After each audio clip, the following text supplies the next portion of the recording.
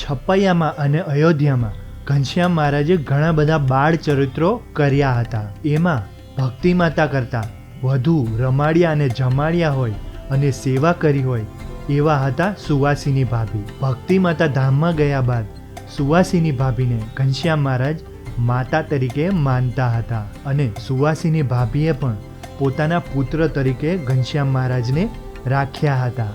ઘનશ્યામ મહારાજે ગૃહ ત્યાગ કર્યા પછી 32 વર્ષ બાદ સુવાસિની ભાભી કારિયાણી ગામમાં ઘનશ્યામ મહારાજને જગાડ્યા હતા. એવા સુવાસિની ભાભી શ્રી મૂડી મંદિરમાં બ્રહ્માનંદ સ્વામી અને મૂડી મંદિર પ્રત્યે અપાર લાગણી હતી, એટલે જ પોતાના પહેરવાના ચાંદીના કડલા વગેરે વગેરે ઘરેણાં મૂડી મંદિરના બાંધકામ પેટે બ્રહ્માનંદ સ્વામીને આપ્યા હતા. મૂડી મંદિરના કોઠારમાં પ્રસાદી તરીકે સાચવવામાં આવ્યા છે. આમ સુવાસિની ભાભી મૂડી મંદિરમાં વર્ષો સુધી રહ્યા હતા. સંવંત 1898ની સાલમાં મૂડીમાં દેહ ત્યાગ કર્યો હતો. જે જગ્યાએ તેમનો અગ્નિ સંસ્કાર કરવામાં આવ્યો હતો તે આ પ્રસાદીની છત્રી છે. મૂડી જાઓ, આ જગ્યાના દર્શન કરવાનું ચૂકતા નહીં. આવા ને આવા વિડીયો જોવા માટે ચેનલને સબસ્ક્રાઇબ કરો. ઇન્સ્ટાગ્રામ અને ફેસબુકમાં જોતા હોય તો લાઇક અને ફોલો કરવાનું ભૂલતા નહીં. જય સ્વામિનારાયણ.